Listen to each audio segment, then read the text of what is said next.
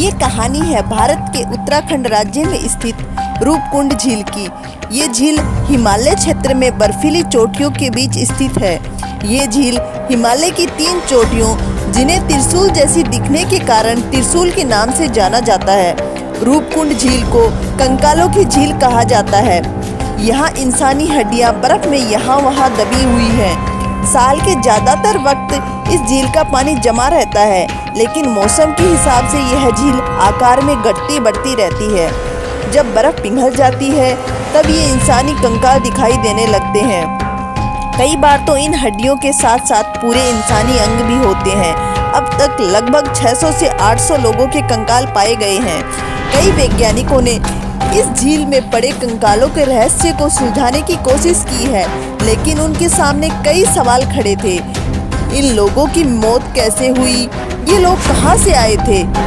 इन मानव कंकालों को लेकर कई कहानियां हैं। बताया जाता है कि ये कंकाल भारतीय राजाओं और उनकी पत्नियों और उनके सेवकों के हैं। अन्य कहानियों के अनुसार यह एक कब्रगाह हो सकती है जहाँ किसी महामारी के शिकार लोगों को दफनाया गया होगा। रूपकुंड झील को लेकर कई लोक कथाएं भी प्रचलित हैं। माना जाता है कि कैलाश जाते वक्त मां नंदा को तेज प्यास लगी। उन्होंने भगवान शिव को इसके बारे में बताया तो भगवान शिव ने अपने त्रिशूल को यहाँ फेंका और वहाँ पर पानी निकल आया। पानी पीते हुए माँ पार्वती ने अपना चेहरा देखा। उन्हें ये कुंड बहुत भा गया। इसके बाद से इस कुंड को रूपकुंड के नाम से जाना जाने लगा। इन कंकालों के अध्ययन से पता चला है कि मरने वालों की लंबाई सामान्य से अधिक थी। इनकी उम्र 35 से 40 के बीच रही होगी। इनमें महिलाओं के कंकाल भी हैं, लेकिन बच्चों के कोई भी कंकाल नहीं है।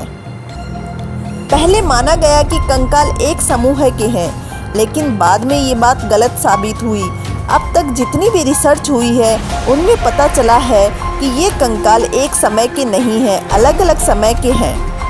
तो आखिर 2800 साल पुरानी इस नर कंकाल झील का रहस्य क्या है? इस झील के रहस्य को कुछ हद तक शोधकर्ताओं ने सुलझाने की कोशिश की है।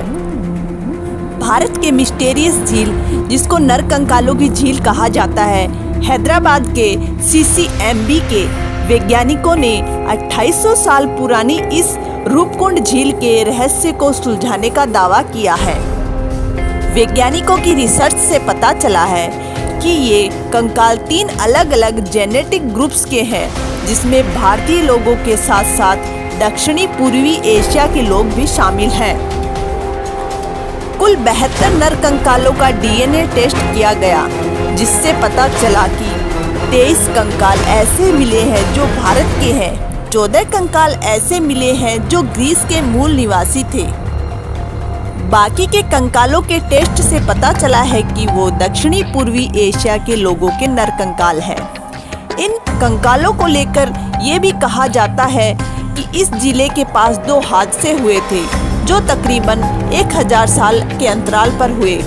ये भारतीय मूल के जो अवशेष मिले हैं उनको लेकर दावा किया जा रहा है कि 7वीं से 10वीं शताब्दी में मारे गए लोगों के नर कंकाल हैं। लेकिन इन सब शोध के बावजूद इस रूपकुंड झील का रहस्य कई सवाल खड़े करता है। दुनिया भर के वैज्ञानिकों के अध्ययन से ना ही इतिहासकारों के जरिए कोई पुख्ता सबूत सामने अभी तक आया है।